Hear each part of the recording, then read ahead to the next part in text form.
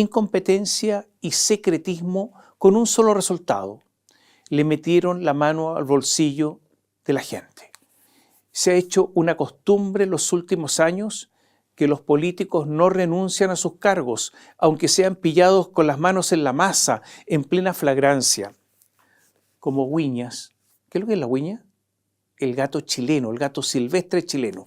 Como Guiñas, con uñas bien afiladas, se aferran a los cargos estos servidores públicos. En la columna anterior les decía que hay una sensación de que el gobierno ha dejado caer la candidatura de Janet Jara y que esto se ha acrecentado en los últimos tiempos. Día a día se acumulan las pruebas que, caída esa candidatura, Gabriel Boric está pensando solo en él y su futuro.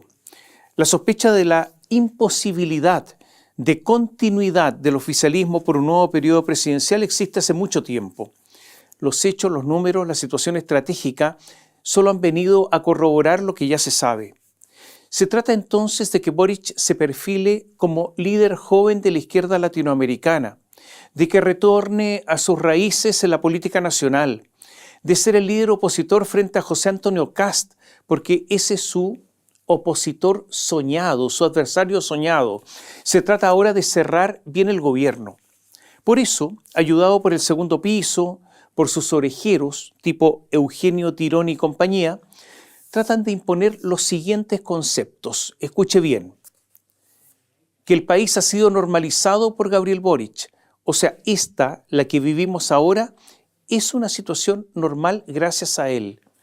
Que el país no se cae a pedazos, como indican algunos críticos, y que la paz social solo la podemos ofrecer nosotros, nadie más, y mucho menos un gobierno de José Antonio Kast. Y además, que nosotros lo estamos advirtiendo ahora para que después no se sorprendan.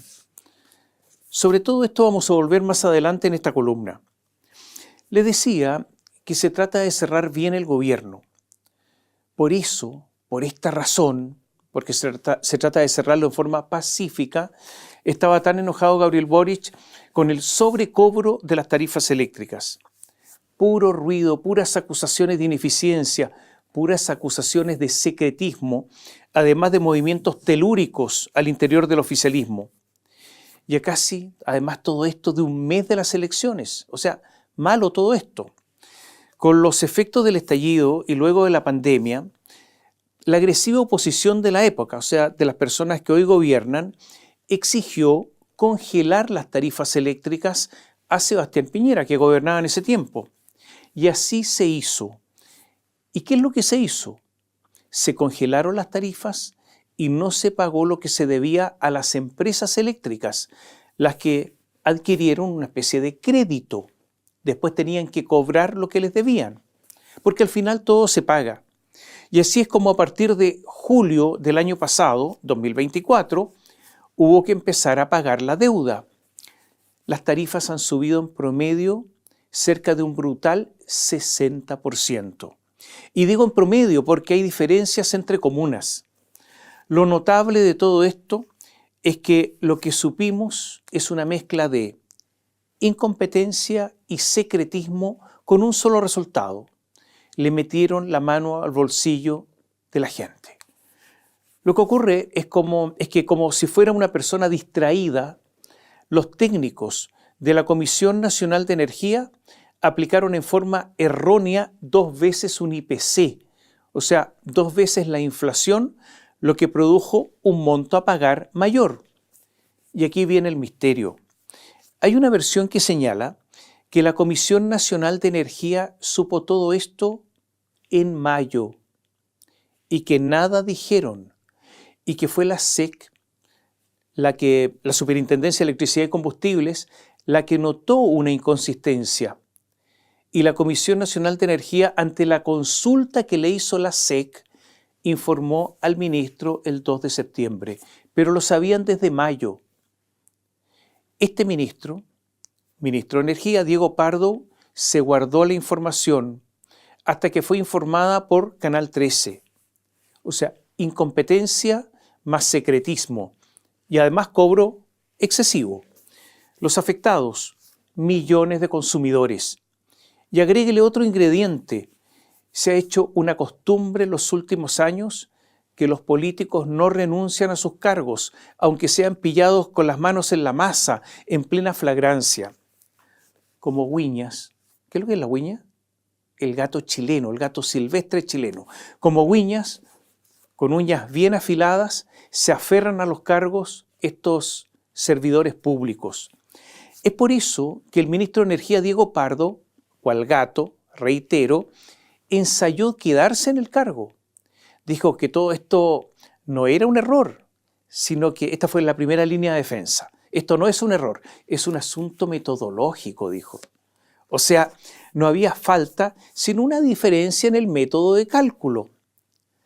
Pero esa defensa duró poco, porque era inverosímil. Después usó un recurso que es típico de la clase política: hacer recaer la culpa en otro. En este caso, en la Comisión Nacional de Energía. Es verdad que esa comisión tiene mucha responsabilidad, pero esa responsabilidad no es exclusiva ni excluyente.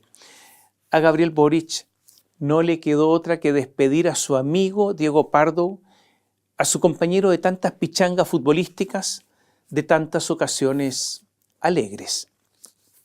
Pregunta: ¿cuándo supo el presidente del sobrecobro? ¿Ahora? ¿Cuando estaba en Roma, en su viaje? O, más claro, el secreto que guardó Pardo respecto a los chilenos, ¿incluyó a Boric? ¿O Boric sabía y también se quedó callado? Porque si no supo hasta ahora, es evidente que su amigo Diego Pardo, además de faltar a sus funciones, faltó a la más mínima lealtad.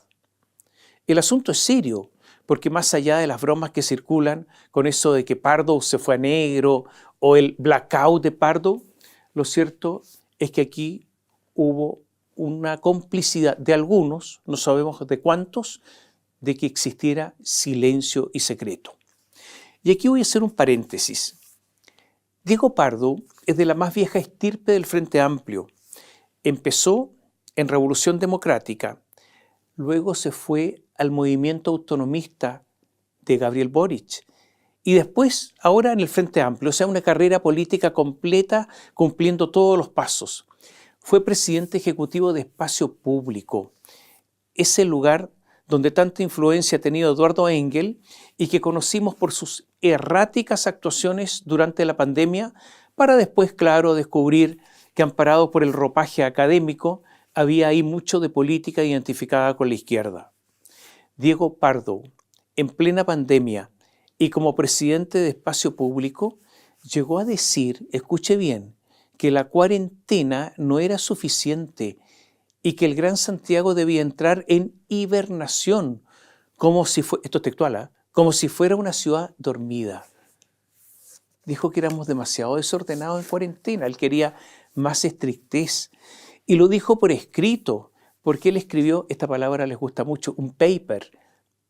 Y el paper era oficial de Espacio Público. Todos los santiaguinos tenían que guardarse en hibernación, totalmente. Ahora, como un aporte a la cultura general, ¿cuáles son los animales que hibernan? Las marmotas, las ardillas, los erizos, los reptiles como serpientes, lagartos. Él quería que nos pareciéramos a ellos. Otra de Pardo.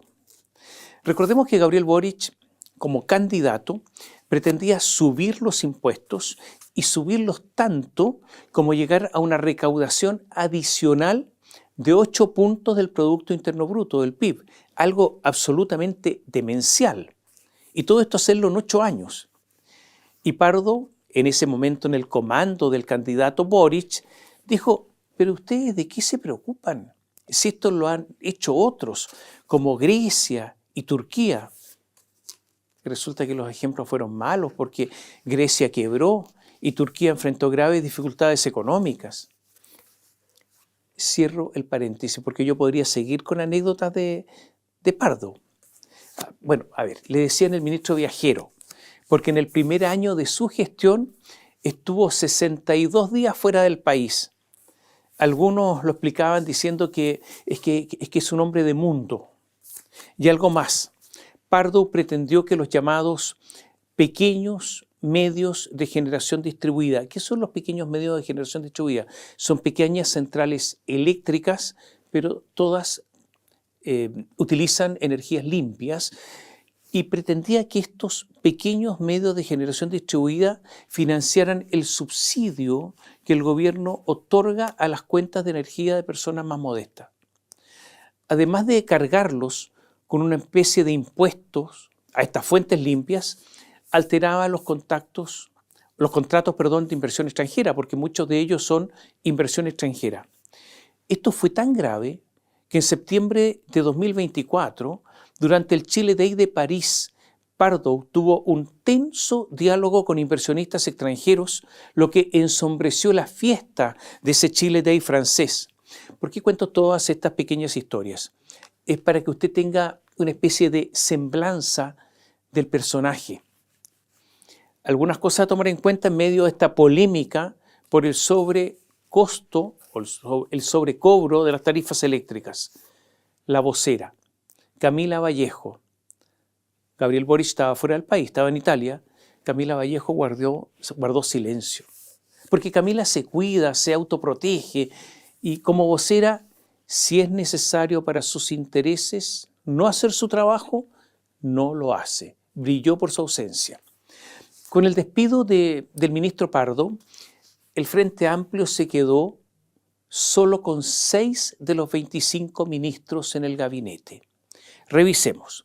Con su salida, el Frente Amplio queda con Hacienda, Nicolás Grau, Desarrollo Social, Javier Toro, Trabajo, Giorgio Bocardo, Bienes Nacionales, Francisco Figueroa, Medio Ambiente, Maísa Rojas y Ministerio de la Mujer, Antonia Orellana. No es un asunto importante porque Gabriel Boric ya está solo pensando en él, pero le entrego este dato, cómo está terminando el Frente Amplio en el gabinete. En lugar de Pardo, Boric designó como ministro de Economía y Energía ahora a Álvaro García, militante del PPD, quien entró, recordemos, en Economía, reemplazando a Nicolás Grau, quien a su vez reemplazó a Mario Marcel en Hacienda. ¿Y quién lo diría? Porque Álvaro García, que se encontraba en la práctica retirado, pasa en un par de meses a ser biministro, Economía y Energía. Naturalmente que esto ocurre porque a pocos meses de entregar el poder ya no hay mucho elenco disponible para aquella persona que por unos meses asuma un ministerio. Y solo una observación, ¿sabe? ¿No encuentra usted parecido a Diego Pardo y Nicolás Grau como si fueran de la misma camada? Es una observación. Diego Pardo es cercano al lote llamado, dentro del Frente Amplio, desbordar lo posible, donde se ubican la presidenta del Frente Amplio, Constanza Martínez, el diputado y ex candidato Gonzalo Winter y el mismo Gabriel Boric. O sea, forman parte del círculo estrecho de Boric. El hecho de que Pardo haya tenido que irse enojó al Frente Amplio. No solo porque se quedan con un ministro menos, sino porque dicen que siempre ellos pagan los platos rotos. Y entonces empezaron a contar, a ver cómo nos ha ido con este gobierno en el Frente Amplio. O sea, a contar las pérdidas como en la guerra. Y empezaron a recordar. Claudio Huepe, Energía, se fue en septiembre de 2022. Marcela Ríos, de Justicia, caída en enero de 2023. Julieta Brodsky, en Cultura, descabezada en marzo de 2023. Giorgio Jackson, Desarrollo Social, dado de baja en agosto de 2023. Marco Antonio Ávila, Educación, hecho desaparecer en agosto de 2023. Marcela Sandoval, Bienes Nacionales, retirada en enero de 2025. Aysen Echeverri, de Ciencias, aunque en este caso es especial, porque subrogó a Camila Vallejo y está en el segundo piso, pero dejó de ser ministra. Y aunque no era ministra, era un todopoderoso jefe, me refiero al jefe del segundo piso, Miguel Crispi, jefe de la asesoría estratégica, que ya no está. Y ahora se va Diego Pardo. Son demasiadas bajas, dicen en el Frente Amplio. Los grupos de WhatsApp, cuando echaron a Pardo, lagrimeaban entre lamentos y había rabia y crítica a la directiva de Constanza Martínez, a la que acusaban de inmovilismo por no defender a los suyos. y al mismo tiempo giraban la cabeza y la dirigían su vista al Ministerio de la Vivienda y les daba más rabia porque pese al caso Fundaciones, pese al fracaso de la reconstrucción luego de los incendios en Valparaíso, en Viña del Mar, y soportando las deudas impagas a las empresas constructoras, el ministro de la Vivienda, ministro del socialismo democrático, uno de los participantes de los fatídicos 30 años, sigue en su puesto. Miran al ministro de la Vivienda, Carlos Montes, y dicen que tendría que haberse ido y que a veces la vida o el presidente no son justos. La presidenta del Frente Amplio, Constanza Martínez, salió a responder a la crítica que los del Frente Amplio, por ejemplo, no tienen experiencia y por eso se van de los ministerios. Dijo que tiene varios ministros y que hoy día su presencia es bastante grande y que tiene mucha experiencia, dijo. Y agregó, hay muchas crisis que han tenido como protagonistas a personas de ellos, los del socialismo democrático. Y con la rabia que le mencionaba antes, expresó que no está de acuerdo con esa visión de que el socialismo democrático viene a salvar un incendio, ya que los dos últimos incendios complejos vinieron desde ese sector. ¿Y a quién se refería Constanza Martínez, la presidenta del Frente Amplio? A Carlos Montes. ¿A quién más? Al subsecretario del Interior, a Manuel Monsalve, una espina que no han logrado sacarse de encima, sumada a la torpe reacción presidencial con respecto a ese caso. Y también miran de reojo al ministro de Seguridad Pública, Luis Cordero. O sea, el ambiente en Palacio no está, digámoslo así, saludable. Se anunció una acusación constitucional contra el ministro Pardo. Entonces el gobierno captó que ellos, los de la acusación constitucional, iban a tener los votos suficientes como para guillotinarlo. La verdad es que con las elecciones presidenciales y parlamentarias encima, nadie iba a defender a Pardo. O sea, echarlo era simplemente una actitud de sobrevida. Janet Jara, que se está jugando sus últimos cartuchos, entiende que no tiene margen. Entonces Janet fue dura y dijo, hace años una metodología con errores que ha provocado un alza injustificada en las cuentas de la luz. Esto, sumado al descongelamiento de las tarifas, ha implicado que en los últimos meses las cuentas han subido en cerca de un 70%. Deben asumirse las responsabilidades que correspondan, para lo cual esperamos que se inicien de forma transparente y oportuna todos los procesos investigativos. Entiendo que este error viene de varios años. Entiendo además que este error viene de una comisión técnica de expertos, pero la verdad es que en mi gobierno los ministros van a tener que asumir sus responsabilidades políticas. Después de esta declaración usted comprenderá que Boric estaba en un callejón sin salida, que no tenía alternativa, que había que despedir al amigo querido.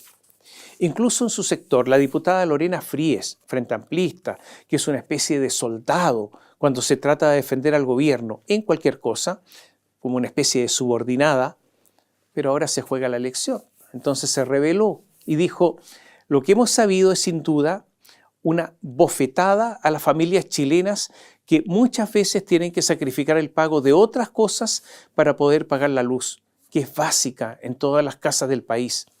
Hemos sabido ya de la renuncia del ministro Pardo, por lo que las responsabilidades políticas ya se han asumido. Fue una especie como de epitafio, un epigrama fúnebre. Carol Cariola también dijo que, bueno, recordemos que ella es candidata al Senado, entonces también tenía que sumarse al coro y dijo, aquí alguien tiene que asumir la responsabilidad. Si es el ministro, que sea él. O sea, nadie tenía ganas de defenderlo. Ahora, este sobreprecio de las tarifas eléctricas ha tenido efecto en el IPC, o sea, en la inflación. Por lo tanto, efectos en la famosa UF, en la unidad de fomento. Por ejemplo, en las colegiaturas, por ejemplo, en los arriendos que están fijados en UF y en un montón de cosas más. Por eso molesta tanto.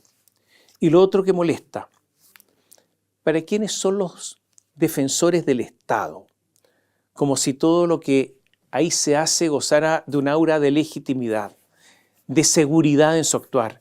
E incluso para los más puristas, los que creen en un Estado grande, pero con técnicos Bueno, aquí el que se equivocó fue el Estado, y ni más ni menos que la Comisión Nacional de Energía, un organismo estatal y técnico, independiente, que se relaciona con el gobierno a través del Ministerio de Energía. El secretario ejecutivo de la Comisión Nacional de Energía, Marco Mancilla, dijo que el problema viene desde 2017, en tiempos del segundo gobierno de Michelle Bachelet.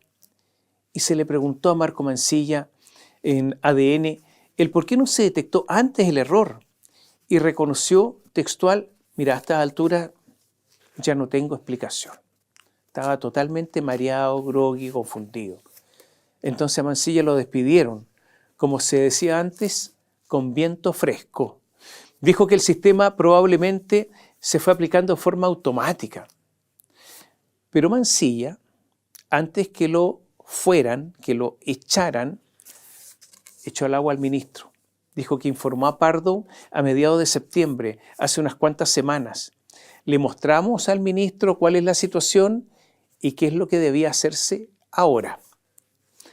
Pero, para complicar más las cosas, ex ante señaló que la consultora Valgesta, liderada por Ramón Galás y Andrés Romero, concluyó que el error que provocó los cobros excesivos ocurrió no en 2017, ocurrió en 2024 y en 2025 y se originó en una decisión tomada durante este gobierno, específicamente en septiembre del año pasado. O sea, se cae toda la defensa del gobierno de que el problema viene desde hace años. O sea, el plan inicial del gobierno de defender a Pardo y mantenerlo en el cargo, de responsabilizar a la Comisión Nacional de Energía, de decir que el error venía de 2017, que había que recurrir a la Contraloría, se vino todo al suelo. Pregunta entonces, ¿cómo y cuándo van a devolver la plata? ¿La van a devolver solo en UF o reajustada con intereses? ¿Por qué hago esta pregunta? Porque cuando usted, por ejemplo, deja de pagar impuestos, el Estado le cobra en UF más un interés de 1,5% mensual, 18% al año. ¿No debiera ser esta relación del Estado con los ciudadanos equiparable? ¿Las mismas condiciones para allá que para acá? Dejo esta pregunta planteada.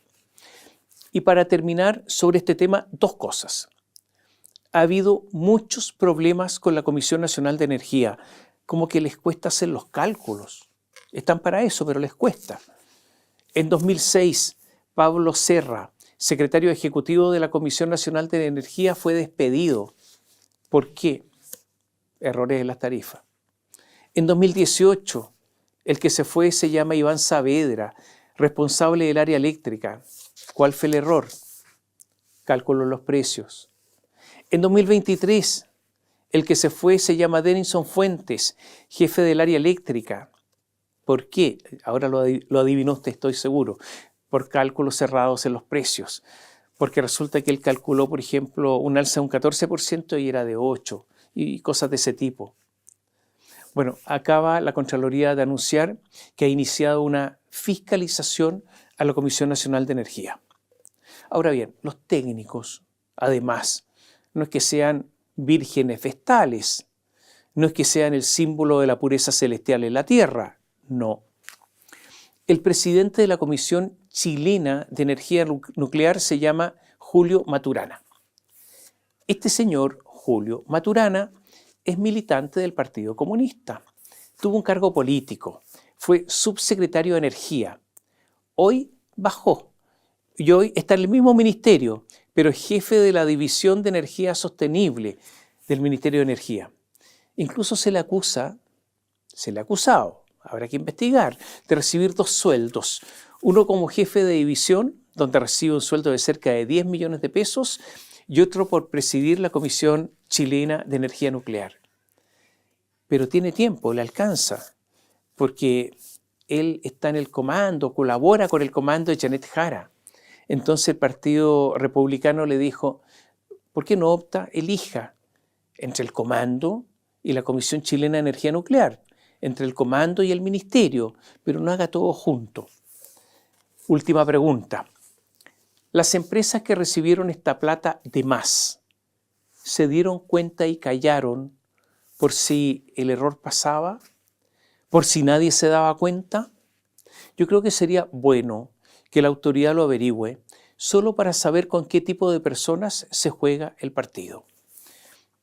Volvamos al presidente Gabriel Boric. Le decía que hay una convicción, que el presidente da por perdida la candidatura de Janet Jara y que solo está concentrado en él, o sea, en él y su destino.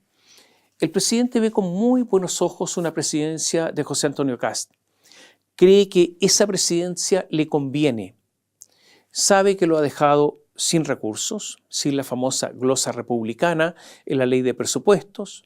Sabe que el ajuste de la economía chilena, o sea, la disminución del gasto público que él no hizo, Boric, será tarea del que venga. Ojalá Kast, dice él, para que él pague los costos. Y él será el jefe de la oposición. No tendrá problemas económicos, eso lo tiene todo solucionado y estará ahí atacándose, movilizando. Es verdad, los motores ya se están calentando. Sí, ya hay protestas, ya hay huelgas, ya hay incidentes. Y la culpa ya no será de los que protestan o paralizan o provocan estos incidentes, sino serán del gobierno. ¿Por qué? Porque ellos lo han dicho. Es el próximo gobierno, si es que es de Kast, por ejemplo, el que no es capaz de asegurar la paz social. Nosotros lo advertimos. Yo entregué un país normalizado y son ellos los que lo desnormalizan.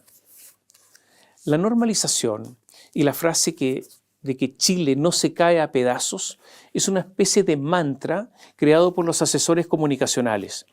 Se pretende descalificar a toda persona que ose criticar la situación en Chile, lo que es también una manifestación de autocomplacencia, de autoindulgencia, de manifestarse satisfecho. En una defectuosa comunicación desde Italia, con ocasión de la ENADE, Gabriel Boric dijo que Chile no se cae a pedazos, como algunos pregonan, textual. Simón Ramírez, secretario ejecutivo del Frente Amplio, dijo: a pesar de que falta seguir avanzando mucho, Chile nos está cayendo a pedazos. La candidata presidencial del oficialismo, Janet Jara, dijo: por más que se trata de instalar ideas de que Chile se cae a pedazos y se requiere un gobierno de emergencia, no tiene nada que ver con la realidad. O sea, ¿cuál es la orden del día? Repetir estas frases: normalidad, normalización, nosotros ofrecemos paz social, Chile no se cae a pedazos. En verdad, lo que ocurre es que muchos países pueden entrar no en una caída abrupta de un día a otro, sino que en una lenta y progresiva decadencia. Esto, insisto, no ocurre de un día a otro, la caída. A veces, conversando con algunos amigos que iban a Argentina, me decían: pero si en Argentina no hay crisis, los restaurantes están llenos. Y resulta que, ¿de qué crisis? Claro, van a las zonas turísticas donde los restaurantes están llenos. Y decían esto mientras las cifras de pobreza llegaban al 48%. Ahora, de que en Chile hay una decadencia, no cabe la menor duda. Hemos decaído en seguridad pública y aunque la cantidad de homicidios se ha estabilizado, perdónenme, pero esta cantidad de homicidios, esta cantidad de turbazos no es normalidad. No es normal que haya que guardarse temprano para no ser asaltado. No es normal que los turbazos en la región metropolitana hayan aumentado entre el segundo y el tercer trimestre de este año en más de un 50%. No es normal que un gobierno no deje al siguiente, por primera vez, fondos de libre disposición, la llamada glosa republicana. Tampoco es normal que no se hayan entregado los datos, aunque sean preliminares, de la encuesta CACEN que mide la pobreza y que solo se van a divulgar después de las elecciones. Esto es absolutamente excepcional. Y tampoco es normal que el gobierno haya prometido crecer al 3,5% en promedio y que solo lo haremos cerca del 2%. Y tampoco es normal que dejen un país que el próximo año va a crecer menos que este 2025, como lo dicen organismos internacionales, y que se hayan equivocado permanentemente en los cálculos de ingreso y nos hayamos endeudado a causa de eso, o que se hayan gastado la plata del litio en gasto corriente cuando la promesa de Boric era otra, o que se haya gastado la plata del Fondo de Estabilidad Económico y Social, que es el fondo para emergencias, sin que se haya producido ninguna emergencia, plata con la que maquillaron el déficit. Y no es normal que dejen el ajuste fiscal para el próximo gobierno, cualquiera que sea el que llegue. Y no es normal tener la más alta cesantía de América del Sur junto a Colombia y que en medio del ajuste fiscal que hace Argentina, ellos tengan menos cesantes que nosotros. No es normal que las Fuerzas Armadas no tengan plata para pagar a sus soldados, ni que se entregue plata a dedo a fundaciones, al contado, cuando hay hospitales que están sin recursos. No es normal que se pague en función al mérito, y digo mérito entre comillas, a la subdirectora de presupuestos Serelí Pardo en el mes de junio más de 19 millones de pesos y a la subdirectora de racionalización de la Dirección de Presupuestos Tania Hernández 18.800.000 pesos, que incluyen bonos de 11 millones de pesos por bonificaciones. Y tampoco que antes de 3 meses del inicio de las funciones del Ministerio de Seguridad se paguen bonos millonarios por modernización en un ministerio que está recién estrenado. Bajo la posibilidad de ser acusados de cualquier cosa, esta no puede ser la normalidad. Tampoco el continuo endeudamiento, las continuas restricciones, la imposibilidad de acceder a un crédito hipotecario, como antes sí ocurría, o que algunos hayan arrebatado, aunque haya sido una meta extremadamente difícil, sí, digo, hayan arrebatado el sueño que en Chile sí existió de ser un país desarrollado. Alguien que nadie, ni el más optimista, se atreve hoy a pronosticar. No, los países no se caen a pedazos, como repiten como loros Boric y Jara, esa frase aprendida de sociólogos consejeros en forma torpe. Lo que ocurre es que los países lentamente desfallecen, porque así como hay países en vías de desarrollo, también puede ocurrir que haya países en vías de subdesarrollo. Este discurso solo sirve a Gabriel Boric para situarse en la oposición. El esfuerzo para cualquier gobierno que le suceda, sea Jara, sea Kast, sea Kaiser, sea Matei, el que sea, de volver a lograr ahorro, inversión, crecimiento, convencer que no hay que sacar los capitales al exterior, el desafío de modernizar el Estado, de parar la inmigración ilegal, de restablecer la seguridad, son tareas de tal envergadura que todo es de incierto resultado. Por eso, situarse en la oposición puede ser una tarea extremadamente cómoda. El presidente Gabriel Boric critica cada vez que puede a Donald Trump. Yo le aseguro, uno puede tener, y uno las tiene, enormes, amplias diferencias con el presidente norteamericano. Pero de eso de atacarlo en cualquier momento, en cualquier circunstancia, a cada rato, como sin haber para qué, resulta raro. Y solo se puede explicar como el deseo de posicionarse para después, aunque eso signifique costos para el país. Y resulta que ahora ya las formas muy poco importan, porque se está al final. Ricardo Fábrega es un médico saludista de amplia experiencia. Ricardo Fábrega fue director de organizaciones sociales bajo la presidencia de Ricardo Lagos y fue uno de los que contribuyó a la creación del Plan Auge y participó en la creación de la Subsecretaría de Redes Asistenciales, de la que fue titular bajo el gobierno de Michelle Bachelet.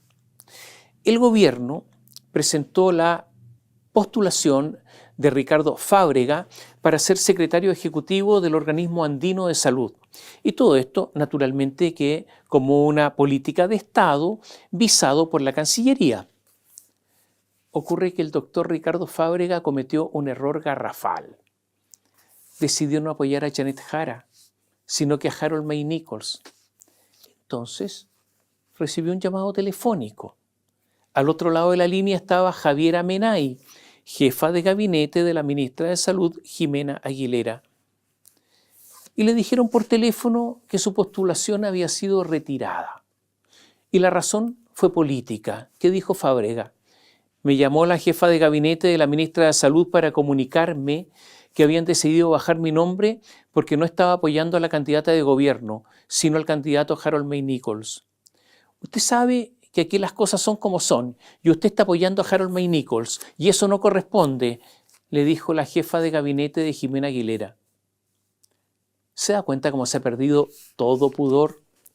Porque son los mismos que dicen que todos los chilenos, todos, tienen que apoyar para otro cargo internacional a Michelle Bachelet, guste o no guste la señora.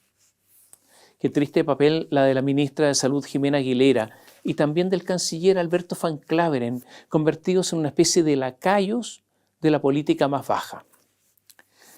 Esto ocurre porque solo se trata a estas alturas, en los últimos meses, de amarrar.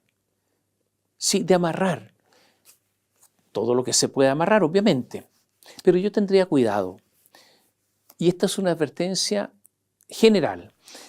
Atentos los funcionarios, porque los sumarios de la Contraloría se pueden iniciar antes de que se vayan.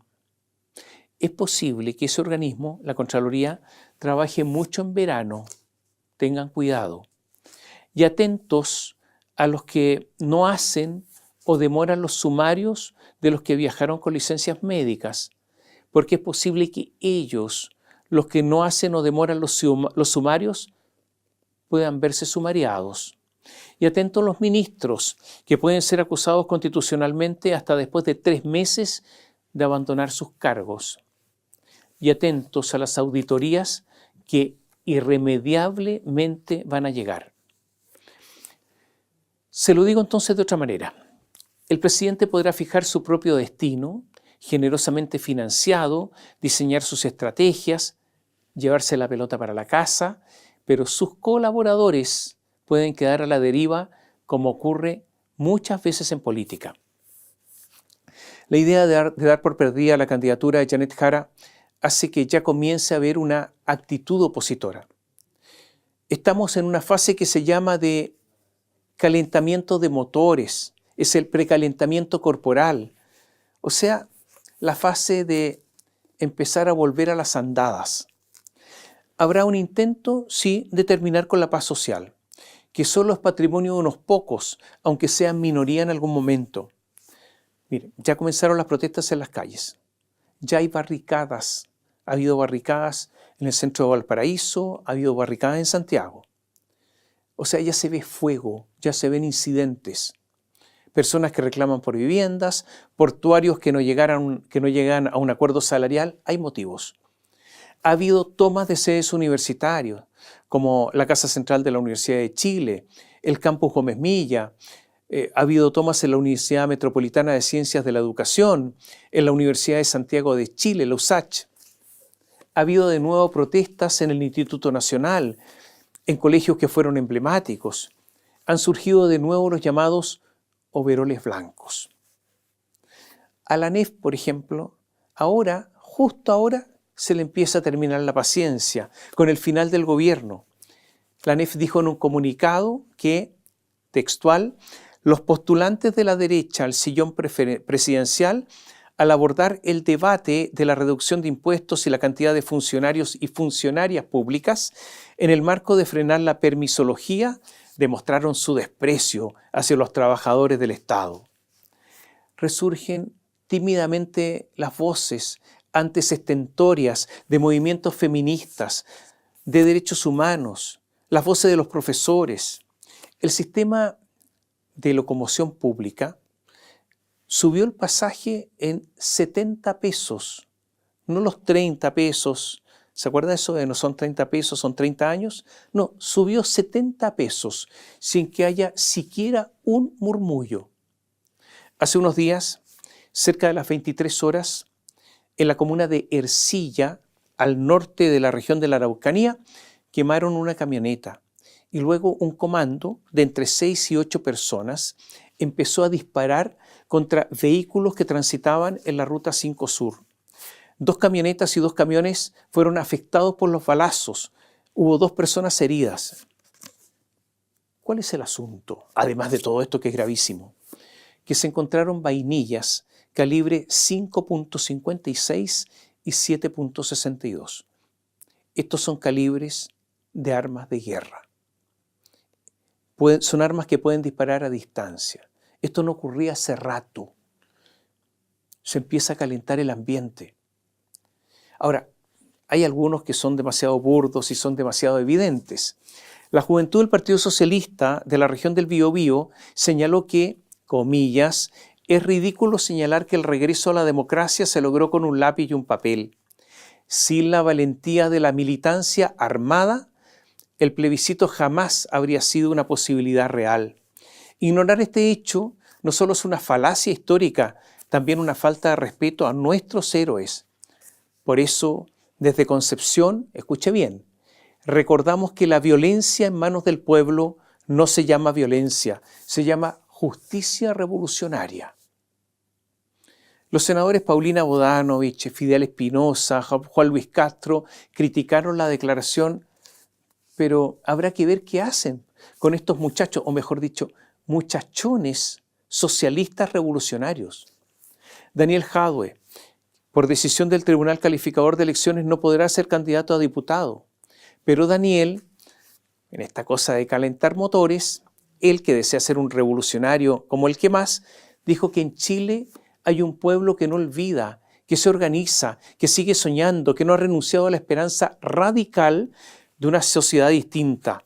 Y agregó, hoy más que nunca necesitamos retomar el horizonte emancipador, construir poder popular desde abajo, como lo hicimos en Recoleta, refundar las instituciones al servicio de las mayorías, romper con el neoliberalismo y su matriz colonial, y nunca más permitir que nos roben la palabra, que nos roben la calle y que nos roben la dignidad.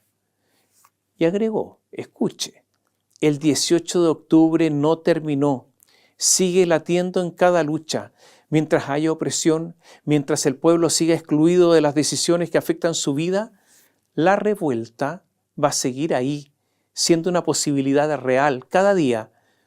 Uno nunca sabe cuándo, pero una necesidad y también una promesa. O sea, Daniel Jadwe calentando sus propios motores. Hablemos de Michelle Bachelet. Estuvo varios días en China. Está intentando convencer a los chinos que ella les da garantías en caso de ser electa secretaria general de la ONU. Estuvo acompañada de la subsecretaria Gloria de la Fuente. Hubo cenas, charlas, lobby, conversaciones de pasillo, de todo en Pekín. Pero la verdad es que la candidatura de Michelle Bachelet no tiene mayores posibilidades. Eso lo sabe Gabriel Boric. Pero hacer el esfuerzo le reporta muchos réditos a Boric. Puede decir, hice todo lo que pude, y eso ya es mucho. Más aún si además toda esa candidatura la pagamos nosotros, entre todos. Bachelet sabe que el éxito le debería ser esquivo. Posiblemente Bachelet obtenga en compensación otro cargo, naturalmente que menor, pero razonablemente adecuado. Mientras tanto, el canciller Alberto Van Claveren decidió no dar a conocer el costo de la campaña de Bachelet, porque dijo, es una información de interés nacional, cuyo conocimiento por terceros resulta un elemento sensible, o sea, secreto total. No vamos a saber cuánto vale la candidatura de Bachelet. Por su parte, Gabriel Boric habló de esta candidatura en la sede de la FAO en Roma. Y ocurre que Boric intentó obtener una audiencia con la jefa del gobierno italiano, Giorgia Meloni. ¿Y qué hizo Meloni? No le contestó. ¿Por qué? Porque resulta que Gabriel Boric le hizo un desaire a Giorgia Meloni, ni más ni menos que cuando ella presidía el grupo de países que se llama G7. Ocurre que se encontraron en Brasil y Meloni le pidió una audiencia al presidente Boric a ver si lo podía recibir cuando coincidieron en Brasil. Y Boric le dijo, mire, para usted no tengo agenda. Entonces, ahora ella ni siquiera le contestó. En la capital italiana se hizo un Chile Day, donde el asunto este de la no respuesta de Meloni, fue comentario obligado. Ahora, estamos hablando de política exterior. Para la memoria quedará que este gobierno inauguró, acuérdese usted, la política exterior turquesa. Bueno, son las excentricidades con las que partió este periodo presidencial. Y también lo fue el feminismo, con una oficina contralora en cada ministerio. Eso lo organizó Antonia Orellana, la ministra de la Mujer. Era una especie de censores, prácticamente. En cada ministerio, alguien que oteaba velando para que estas normas, el feminismo doctrinario, se cumpliera. Ahora, es verdad que esto no funcionó en el caso de Manuel Monsalve, donde ni siquiera en La Moneda habían dictado el reglamento de la ley Karim, algo obligatorio en las empresas privadas. Pero ocurre que María Corina Machado obtuvo el Premio Nobel de la Paz. Recordemos que el régimen de Nicolás Maduro no la dejó ser candidata presidencial y por eso la oposición postuló a Edmundo González Urrutia. Hasta el día de hoy, ese régimen, que hoy ya es una dictadura obviamente, no muestra las actas de las votaciones. María Corina Machado fue felicitada por numerosos presidentes, menos por Gabriel Boric. Que Gabriel Boric es un activo usuario de X y las felicitaciones hoy día van por esta red social. Tampoco hubo alguna solidaridad femenina. Por lo menos hasta el cierre de esta columna, a la ministra de la Mujer, Antonia Orellana, el asunto le resultó indiferente. Porque en esto del feminismo hay mujeres y mujeres. Unas merecen más que otras. Unas son más merecedoras de aprobación que otras, o digámoslo derechamente, unas son políticamente más cercanas y el feminismo que profesan tiene ese componente político que las hace tener esos niveles de sectarismo y de discriminación. Es un feminismo selectivo el de Antonia Cósmica Orellana, también el de Boric. Es verdad que para salvar las apariencias, casi como un asunto administrativo, la Cancillería emitió un escueto, seco, desabrido comunicado. El que no se quedó callado es el líder del partido de la candidata oficialista, Lautaro Carmona, y dijo que el premio otorgado desde el punto de vista político en un cuadro de mucha discusión, dijo. O sea, es político. Daniel Jadwe dijo que cuando el Comité Nobel decidió entregar el premio de la paz, optó por la paz, por un concepto de paz que aquí en el sur llamamos intervención y tutela, o sea, un premio inaceptable para Daniel Jadwe. Carmen Hertz, la diputada comunista, también criticó a María Corina Machado. Juan Andrés Lagos, Partido Comunista, reposteó varios mensajes, como uno de Evo Morales, que dice: no cabe duda que el premio a María Corina ya constituye en respaldar la mentira por encima de la verdad, la guerra por sobre la paz. Pero no solamente Boric se quedó callado. No habló Lula. No habló la presidenta de México, Claudia Sheinbaum. No habló el presidente del gobierno español, Pedro Sánchez, todos de un mismo sector político. Un gurú del Frente Amplio, un gurú de Giorgio Jackson se juntan. Uno que se reunió hace poco con Lautaro Carmona, me refiero a Pablo Iglesias, el español que le daba charlas a la gente del Frente Amplio. Por eso digo un gurú, dijo: la verdad es que para darle el Nobel de la Paz a Corina Machado, que lleva años intentando dar un golpe de Estado en su país, se lo podrían haber dado directamente a Trump o incluso a Adolf Hitler a título póstumo. La comparó con Hitler. Extremismo total. Pero lo más relevante es que creo que en este caso otra vez naufraga la vocación feminista. Y como diría un marxista, es una concepción, por lo menos en Chile, del gobierno reduccionista, porque es solo para ellos. En la derecha, las encuestas no se mueven. Sigue liderando José Antonio Kast y a una distancia considerable está Evelyn Matei. Todos sabemos de los desencuentros entre ambos.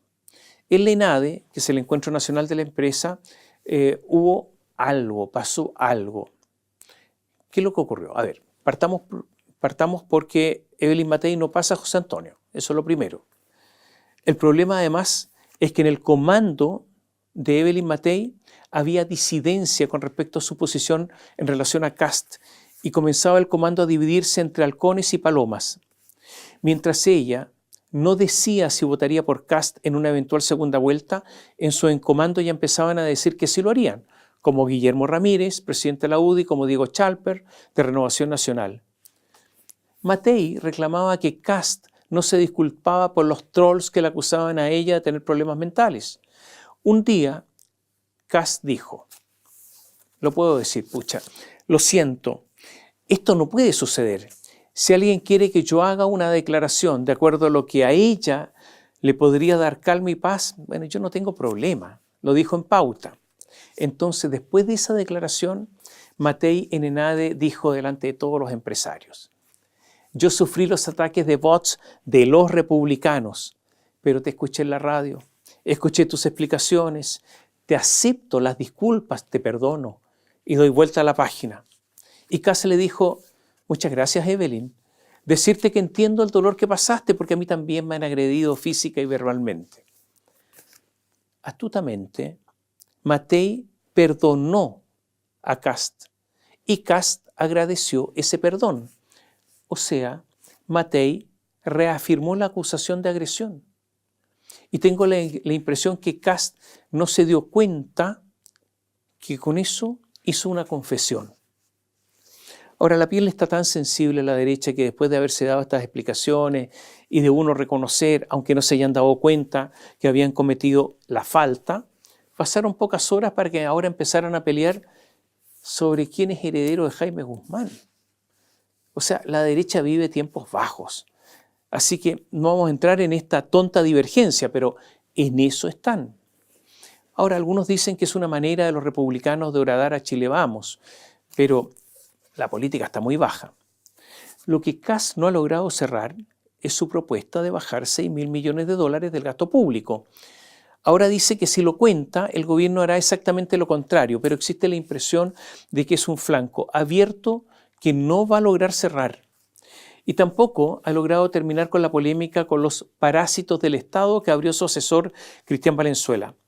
Se le fueron todos encima y es posible que esto le traiga más costos que beneficios.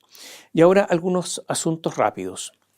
En ENADE hubo un aplauso cerrado a la Contralora Dorothy Pérez. Convengamos que la ENADE, que es el Encuentro Nacional de la Empresa, se ha ido transformando en un espectáculo, yo diría, televisivo, en un acto más bien performático, un poco provinciano también. Eso de tener una frase en latín cada año, cuando casi nadie de los que están ahí entiende latín. Yo diría que muy pocos además se han acercado incluso a la literatura clásica, claro, se transforma en algo kitsch. Los empresarios, los grandes empresarios que estaban ahí, aplaudieron a rabiar a la Contralora, no solo porque ha hecho bien el trabajo, sino porque sospecho que saben que ella no tiene facultades para fiscalizarlos a ellos, porque si así fuera, yo no sé si estarían tan contentos. La Contralora sobresalió porque tiene méritos, pero también porque la vara está baja.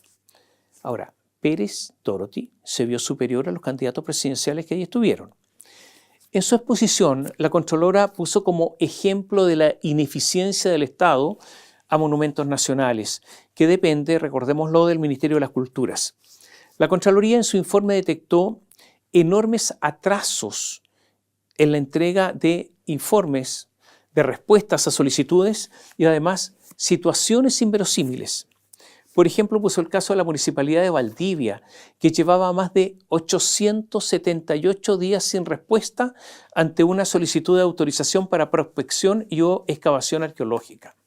Estaba el caso, son ejemplos, de la línea 3 del metro, donde un arqueólogo joven, detuvo una faena por 3 meses porque encontró un pedacito así chiquitito de cuarzo en una zona donde no esperaba encontrar el mineral.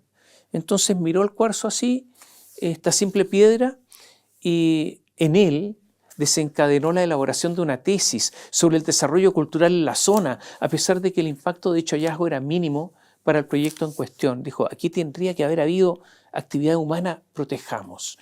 Puso el ejemplo del Hospital de la Unión, uno de los proyectos de salud más importantes de la región de Los Ríos, que paralizó sus obras durante casi 3 años. Se hicieron hallazgos arqueológicos no previstos en el terreno, diciembre de 2022, y luego el Consejo de Comunidades Indígenas de la Unión pidió al Consejo de Monumentos Nacionales la realización de una consulta indígena para ver si el hospital se podía terminar e inaugurar. Yo le digo, con el Consejo de Monumentos Nacionales chileno, en Roma no se construiría, pero nada, absolutamente nada. Tienen suerte ellos de no tenerlos allá.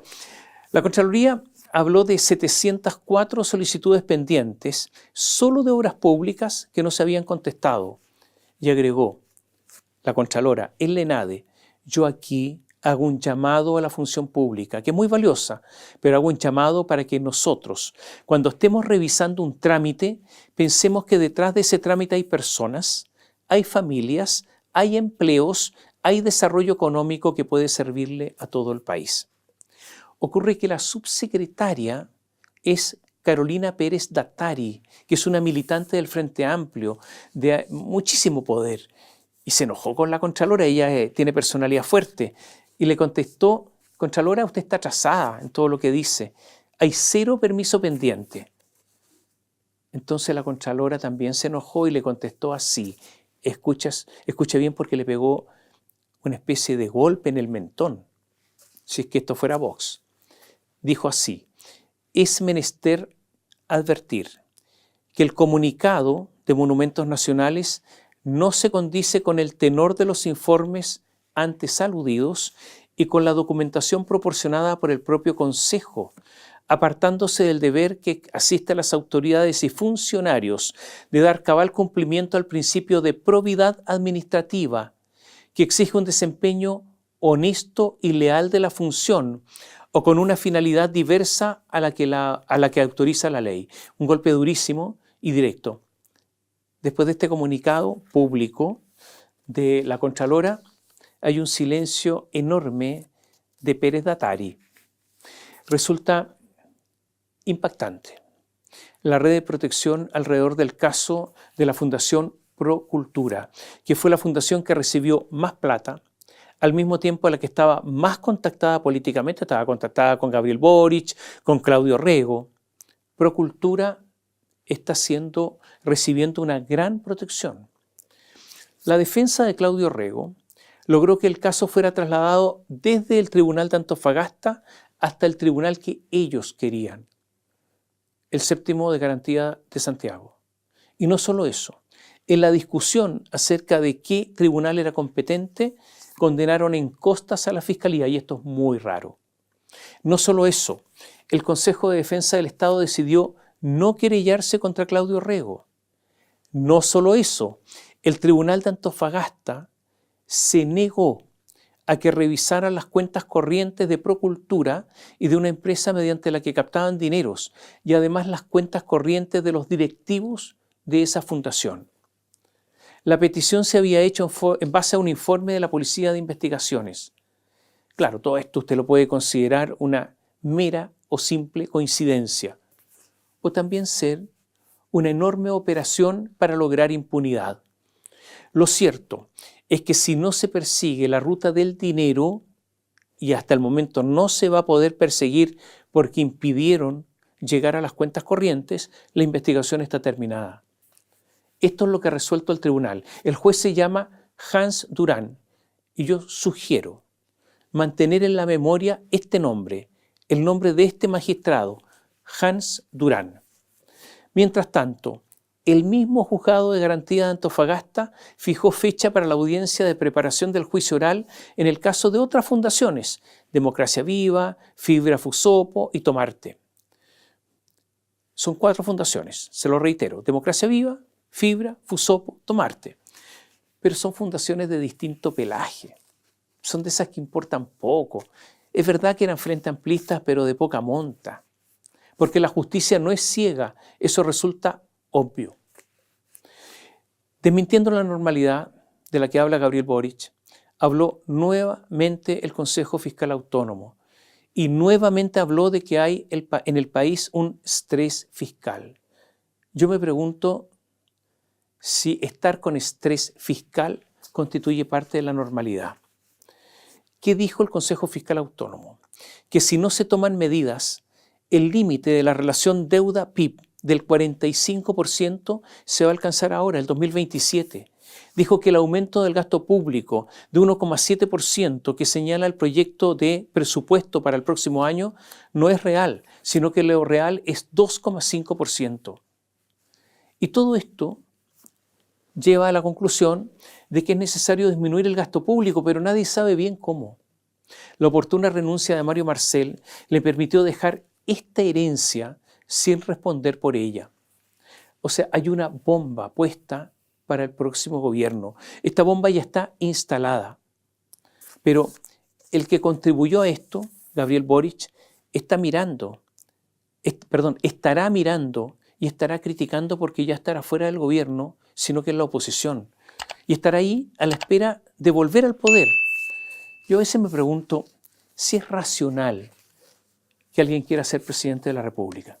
El análisis de Mochati deja en claro que Chile atraviesa un momento complejo, marcado por la ineficiencia, la falta de transparencia y una creciente desconfianza en las instituciones. La candidatura de Janet Jara parece debilitada. El gobierno enfrenta el costo político del alza en las tarifas eléctricas y Gabriel Boric parece más enfocado en proyectarse como futuro líder de la oposición que en fortalecer su gestión actual. En este escenario, la polarización política y social solo aumenta, anticipando un clima difícil de gobernar en los próximos años. Lo que plantea Mochati no es solo una crítica, sino también una advertencia sobre los riesgos de un gobierno sin cohesión, que podría dejar al país aún más dividido de cara a las próximas elecciones.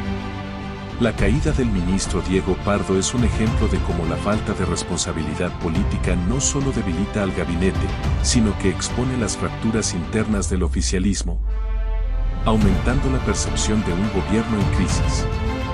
Además, Mochati enfatiza que los errores acumulados en la gestión, sumados a la ausencia de un relato claro de futuro, pueden transformar la administración Boric en un mero intermedio entre gobiernos más fuertes y polarizados. Este escenario podría favorecer a líderes como José Antonio Kast, pero al mismo tiempo dejaría al país con un nivel de conflictividad social difícil de controlar. En definitiva, su análisis refleja que la actual administración está en un punto de inflexión o logra recomponer su credibilidad y dar respuestas concretas a la ciudadanía. O pasará a la historia como un gobierno debilitado que abrió las puertas a un nuevo ciclo político aún más tenso y dividido en Chile. Gracias por ver el video. No olvides darle like, dejar tu opinión en los comentarios y suscribirte para más. Nos vemos. It's the motherfucking Eagle Double G. Snoop Dogg.